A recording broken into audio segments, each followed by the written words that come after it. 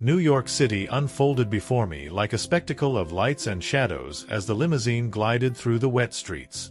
The sound of rain began to echo against the dark glass, a harbinger of the approaching storm. I looked out the window, watching people rushing around, each trapped in their own bubble of urgency. It was easy to feel isolated in such a crowd. Despite the success, the millions in my bank account and the luxury that surrounded me, a deep loneliness consumed me. "Mr. Anderson, the forecast says that a strong storm is on the way," informed the driver, breaking my reverie. I just nodded, lost in my thoughts.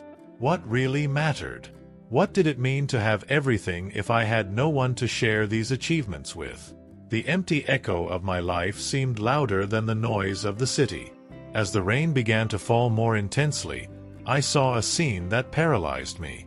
Under an awning, a young woman took shelter from the rain. His disheveled hair, dirty with dirt and wear, and his tired look told a story of struggle. In her arms, a newborn baby, wrapped in a threadbare blanket, looked as vulnerable as his mother. My heart tightened in my chest, and a strange feeling invaded me. It was a mixture of compassion and hesitation. I must do something, I thought. But what could I offer that would really make a difference? Those questions churned in my mind as I watched. The woman seemed absorbed, looking at the floor, lost in her own thoughts. The baby babbled, a sweet sound that contrasted with the harshness of the environment. Then, as if in a trance, I asked the driver to stop. "Wait a moment," I said, trying to hide the tremor in my voice. He looked at me surprised, but obeyed. I got out of the car, the cold from the rain immediately hitting me. Water ran through my hair and pooled around me. I hesitated, watching the woman more closely. Her eyes lifted, and our gazes met. There was a mix of hope and distrust in his eyes. "Hi," I said, my voice almost lost in the sound of the rain. "Do you need help?" She looked at me with an expression I couldn't decipher. "Help," she repeated, as if the word felt strange on her lips. "What can you do for me? And for my son?" "I do not know exactly. But I can offer something, shelter, food," I replied, feeling her vulnerability reflected in me. What was I really doing? Why was I so lost at that moment? "I don't want charity," she said, raising her head with a pride that surprised me. "I just want to be seen as someone who has value. I'm not just a homeless woman."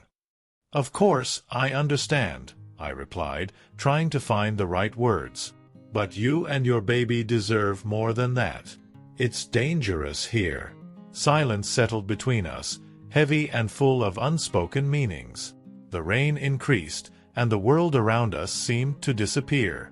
She looked at the baby, and a gleam of determination came into her eyes. "I don't know what you really want, but I can't accept something I don't deserve. I do not know who are you." There was a strength in this woman that made me admire her courage, even in the midst of adversity. "My name is Mark," I said, trying to introduce myself in a more human way. "And I'm just trying to figure out how I can help." The words came out of me like an impulse, a need to make a difference, even if minimal. Her gaze softened a little, but there was still distrust. "I understand, Mark. But you don't know anything about me, and I don't know anything about you." "It's true," I admitted. "But maybe we can figure it out together." The rain continued to fall, but at that moment, something bigger and more powerful began to form between us. An unlikely but necessary connection. And without even knowing it, I was about to take a step that would change our lives forever. As I opened the limo door, I was immediately hit by the force of the rain. The drops, thick and icy, looked like small cannonballs, and I hesitated for a moment, watching the storm forming around me. The smell of wet asphalt and the sound of water hitting the cobblestones were familiar, but that morning, the city didn't feel the same. When I looked at Sarah again, I saw her lost look, a mixture of hope and distrust. Her hair was soaked, plastered to her pale face, and her baby, wrapped in a threadbare blanket, looked as vulnerable as her mother. "You need help," I said, trying to break the ice between us. What I really felt was an almost palpable urgency, a need to do something, but the unwanted truth was that I had no idea what to do. "And you think I'm going to accept help from a stranger?" Sarah replied, her voice shaky but firm. She lifted her chin defiantly, even as the rain poured down on her. Her strength surprised me. I just want to help," I murmured, feeling a strange connection forming between us, as if the world around us was disappearing. With each passing second, the storm became more intense, as if the sky was reflecting the pain we both carried. "Why do you care?" she asked, the suspicion in her eyes mixing with a hint of curiosity. "You have everything and I have nothing. Actually, I have a lot, but I feel like I'm not as rich as I seem," I replied, my words coming from a deep and unexpected place. "I don't know if you understand, but loneliness is a constant companion for me. Sometimes I wonder if all my money is worth it." Sarah looked at me, and for a moment the sound of the rain seemed silent. "Do you have someone who cares about you? Someone who loves you?" Her question hit me like a punch in the gut. The silence that followed was deafening. No. "Nobody." She took a deep breath, and I saw the sadness in her eyes. "I lost everything, you know? My house, my job, my husband." His words came out in a whisper, and I could feel the pain they carried. "À car accident." I couldn't have predicted it. He was everything to me, and now I'm here. I felt my heart squeeze. I am really sorry. In truth, I can't imagine what it's like to go through that. It's difficult, Mark. Once you lose everything, you realize how cruel life can be. On impulse, I looked at the key to my mansion that was hanging in my pocket. What I was about to do was insane, but something inside me screamed that it was the right thing to do. "I want you to know that if you need a place to stay, you can come to my house. Here is the key." She opened her eyes wide in disbelief. "Are you serious?" "Yes." "Take her. I can't just stand here and watch you two in the rain." "But why would you do that? Do not know me. Maybe I'm trying to get to know myself better. Or maybe I'm just trying to redeem myself in some way." "This isn't normal, Mark. People don't do that. I know, and maybe I'm being crazy. But please accept it. You and your child deserve better than this." She hesitated, looking at the key in my hand. "What if I can't pay? What if I'm not worthy of it?" "You are worthy, Sarah. We all deserve a second chance." With a hesitant gesture, she took the key. The moment our eyes met was intense, as if the world around us had dissolved.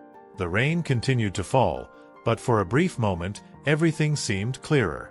Sometimes true wealth isn't in possessions but in the connections we make, and on that blustery afternoon, I had found something I didn't know I was looking for.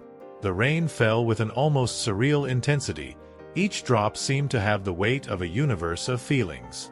With the key to the mansion in hand, I looked at the front door, not knowing if I was truly ready for this new chapter in my life. The storm unfolding outside wasn't just a weather issue. It mirrored the internal storm I felt. The feeling of disbelief mixed with a blanket of hope that, for a brief moment, seemed to warm my heart. "How am I going to do this?" I murmured to myself, holding my baby closer, as if he was the only anchor in the whirlwind of emotions. The idea of entering that mansion, of exploring each room and, who knows, transforming that space into a home, was both exhilarating and terrifying. The rain was roaring outside, and I remembered Mark, his tender gaze and the way he seemed genuinely concerned. It wasn't common for me to receive help. Life on the street taught me to be suspicious, to protect myself, and now here I was, about to enter a world that seemed so far from my reality. What did he see in me? What kind of connection did he feel to make such a drastic decision? "Sarah," A loud, booming voice brought me out of my thoughts. He was a resident of the neighborhood, an elderly man who always watched me from afar. "What are you doing there? You shouldn't be in a place like that." I'm just trying to start over," I replied, trying to show courage even though my heart was beating fast. "Mark helped me." "Mark Anderson? That millionaire? You can't trust him." His expression was one of disdain. "People like him do it for fun. You're nothing more than a project to him." Those words cut like a knife. I tried to ignore the criticism, but doubt began to creep into my mind. The storm wasn't just outside, she was inside me too. And yet, an inner voice whispered, "You deserve this, Sarah. You and your son deserve a chance." I took a deep breath and pushed the door. The smell of polished wood and the echo of my footsteps welcomed me. The mansion was even more impressive inside, with crystal chandeliers that reflected light in a way that seemed magical. It wasn't just a house, it was a palace. But the first thing that caught my attention was the living room window, with a spectacular view of the city, now covered by a curtain of rain. "Wow," I murmured, walking over, the baby in my arms. "Look at this little one. It's like we're in a fairy tale." As I gazed at the landscape, I remembered Mark. What was he doing now? "Would you be thinking about me? In U.S.?" The idea that he could be fighting his own demons made me feel an even stronger bond. He was also a human being, with his fears and insecurities. His gesture of giving me the key to that mansion was proof that, behind all the wealth, there was a soul that sought connection. My hands shook as I looked into the next room, where a king-sized bed was impeccably made. It was a space I never imagined I could call mine. I looked at the baby and smiled. "Let's make this a home, okay? Let's do the best we can." The rain continued to drum against the windows, but inside me, a new determination began to blossom. I wouldn't just be a homeless woman. I would be a mother, a survivor, someone who would fight for a better future. And Mark, with all his generosity, had given me the opportunity to rewrite my story. As the storm raged outside, new hope began to blossom within me. And I knew that no matter what challenges lay ahead, I wouldn't be alone. Mark had found me in one of the darkest moments of my life, and somehow he had become part of the light I had been searching for. I woke up that morning in a room that didn't yet feel like mine. The white walls and luxurious furniture looked like a movie set, and I, the protagonist who didn't know what to do with the role I was given. I looked at the crib next to the bed, where my son was sleeping peacefully. He was the only reason why I felt a little more grounded, even in the midst of the sudden change that life imposed on me. The rain was still falling outside, but the storm had calmed, giving way to a gray sky, as if reflecting my spirit. I got up slowly, trying not to make any noise, and went to the window. The view was impressive. New York stretched out before me, with its imposing skyscrapers and the incessant movement of the streets. However, the beauty of the city could not erase the insecurity that consumed me. How could I, a homeless woman, belong in this world? The neighbors, those unfamiliar faces, would certainly look at me with contempt. The idea of being judged terrified me. As I was getting dressed, I heard a noise in the kitchen. It was Mark, the man who had changed my life in a split second by offering me the key to his mansion. He was there, preparing something. The memory of his kindness filled me with gratitude, but also with a strange anxiety. I didn't want to be a burden. I walked downstairs hesitantly, and upon entering the kitchen, I found Mark on his back, stirring a pan. "Good morning, Sarah." His voice was warm, almost like a hug. He turned and smiled, and for a moment, the weight of the world felt a little lighter. "I hope you've slept well." "Yes, thank you," I replied, trying to hide the insecurity in my voice. "The room is amazing. I'm glad you're comfortable. Today I thought about making pancakes. Do you like?" "I adore The truth is that it had been so long since I had eaten something made with care that the mere idea of pancakes made me a little emotional. Mark started preparing the dough, and I offered to help. "Let me do it, you're still adjusting to all this," he said, but I insisted. "I really want to help." He smiled, a smile that lit up the room. "Then let's work together." As we mixed the ingredients, we chatted about trivialities. He told me about his travels and places he had visited. The way he talked about the world outside the luxury bubble made me realize that, behind the image of the successful businessman, there was a sensitive and curious human being. "Sometimes I feel like I'm so surrounded by people I don't really know," he confessed, looking at me thoughtfully. "Have you ever felt like that?" "Yes, many times. Before all this, I had friends, people who knew me. Now, it feels like I'm in a place where no one understands me." The vulnerability in my words caused the conversation to take a more serious turn. "It's complicated, isn't it?" Mark said, his gaze fixed on me. "Life can be lonely, even when you have everything." I looked at him, admiring his sincerity. "You don't have to worry about me, Mark. I'm grateful for everything, but I don't know if I deserve this." He frowned, as if my words bothered him. "You deserve more than you know, Sarah. We all deserve a chance." At that moment, the doorbell rang, breaking the intensity of our moment. I felt my heart speed up. "Who will be?" I asked, nervously. Mark looked out the window and his face changed. "I don't know, but I need to check." He went to the door, and I stayed in the kitchen, listening to the conversation that was unfolding. Mark looked tense. He spoke to someone, but the words that reached me were incomprehensible. The visitor's tone was challenging, and the way Mark positioned himself at the entrance to the house made me uneasy. "Mark, are you okay?"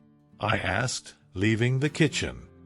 He looked at me, a mix of concern and determination in his eyes. "I am, just a moment," he replied, but the way he turned back to the door made me uneasy. What was happening? The tension in the air was palpable, and I realized that even amid the hope Mark offered me, life still had its pitfalls. Something told me that the peace I so desired was about to be threatened. The sun was shining brightly when I woke up that morning. The contrast with the storm that had unfolded the night before was almost surreal.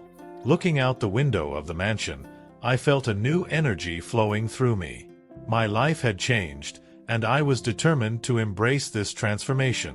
The community center I had visited last week was calling me back, and as nervous as I was, there was something inside me that told me I needed to help other moms like me. "Sarah," I heard a soft voice next to me. It was Mark. He was getting ready to leave and had a worried look on his face. "Are you going downtown again today?" "Yes," I replied, trying to hide my anxiety. "I think I can help some mothers who are going through difficulties. They need support." Mark watched me for a moment, and I could see the internal struggle in his eyes. He was torn between concern for my safety and the need to leave me free to discover my new life. "I think that's great, but do you feel comfortable going alone? I can go with you if you want." "Mark, I appreciate this, but I need to do this alone. It's important to me," I said, trying to convey the strength I was beginning to feel. "I'm no longer the Sarah that was under the marquee. I'm a new Sarah, and I need you to trust me." He took a deep breath, and a reluctant smile appeared on his lips. "Okay then. But if you need me, just call." "Promise. Promise." I smiled back, feeling a rush of gratitude for his concern. He was becoming a constant, encouraging presence in my life, and that gave me strength. Upon arriving at the community center, I was greeted by a group of women who were just as excited as I was. Some were sitting on chairs, others were talking in small groups. The atmosphere was one of hope, but also of struggle. I felt like I belonged there, and it filled me with a familiar warmth. "Hi, you're the new mom helping organize things, right?" A woman with curly hair and kind eyes approached me. "My name is Carla." "Yes, it's me, Sarah." I extended my hand and smiled. "It's nice to meet you. We're glad you're here. We need more people like you to help. You know, a lot of moms feel alone and unsupported. You can make a big difference." As I talked to Carla and other mothers, I realized that my story, that of Sarah who had lost everything, resonated with many of them. They shared their pain, their hopes, and the desire for a better future. I knew I couldn't solve every problem, but the idea of offering a little comfort and understanding was enough to motivate me. However, the other side of my new life was about to manifest. I knew Mark was dealing with issues at work, but I never imagined it would affect our relationship. While I was helping the mothers, he received threatening calls from his rival, someone who seemed to not rest until he took him down. The tension was increasing, and I didn't know how things were interconnected. "Sarah, we need to talk," Mark said in a serious tone upon meeting me after a long day at the center. "There are rumors circulating about me. Someone is trying to destabilize me at work, and it could affect you too." "What do you mean?"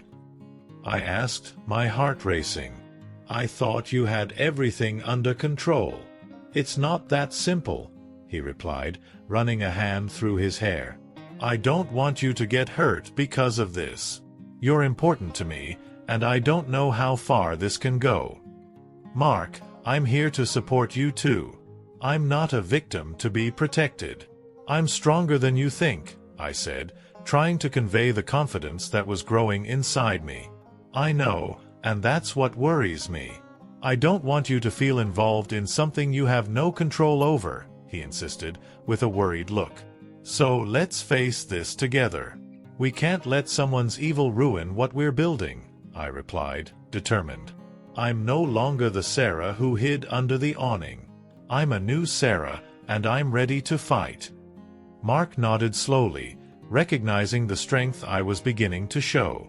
"Okay, then. Together, then." The future was still uncertain, but I was determined not to let the shadows of the past define the new life I was building. With Mark by my side and a new community supporting me, I knew that together we could weather any storm that came our way. The community meeting was scheduled for that night, and I felt the weight of responsibility on my shoulders. The room was full, and the bright lights reflected the tension in the air. My rival, Robert, was sitting in the back, with a sarcastic smile that irritated me to no end. He'd always known how to play dirty, and now he was trying to turn the generosity I'd shown Sarah into a weakness. I couldn't let that happen. "Mark, are you ready?" Sarah asked, breaking my trance. I looked at her and saw the determination in her eyes. The woman who had once lost everything was now determined to rise up. She was wearing a simple blouse, but there was something powerful about her posture. It was as if the rain that had fallen on us months ago had washed away not only what she had lost, but also the insecurity that surrounded her. "Yes, I am ready. Let's show them who we really are," I replied, trying to instill courage in my own heart. The last thing I wanted was to appear vulnerable in front of the community that had supported me for so long. When we took the stage, the murmur in the room quieted down. All eyes turned to us. I was about to speak, but I realized it was Sarah who needed to open her mouth first. She took a deep breath and began. "Hello, everybody. My name is Sarah, and I'm a mother who comes from a very dark place. Not long ago, I was homeless, and life seemed hopeless. But upon meeting Mark, everything changed. He not only gave me a key to a house, but also the chance to have a dignified life again," she said, and the silence in the room became palpable. Her words were sincere and full of emotion. Listening to her, I realized that the power of our story was in its vulnerability. She continued to share her struggles, how she faced prejudice, and how she found strength at the community center. "I'm not just a homeless woman. I'm a mother, and I'm here to fight for a better future, not just for myself, but for all mothers who are going through difficulties." People started applauding, and the energy in the room changed. It was as if hope was being fueled with every word that came out of his mouth. After a moment, I grabbed the microphone. Sarah is not alone. I'm also here to fight. What Robert is doing is not just an attempt to bring me down, but an attempt to delegitimize the struggle for all of us. He wants the community to feel afraid to help each other. Robert stood up, trying to interrupt. This is just a ploy to gain sympathy, Mark. You know you can't save everyone. And you know you can't destroy other people's hopes. I replied, anger boiling in my veins. True wealth is not measured by what we have, but by what we do for others. And I'm here to prove that together we can build something bigger than all of us. The applause rang out again as the community began to rally in support. I looked at Sarah, and she smiled at me, a smile that lit up her face. It was the same smile she had when she dreamed of a better future. From that moment on, we knew we were on this journey together.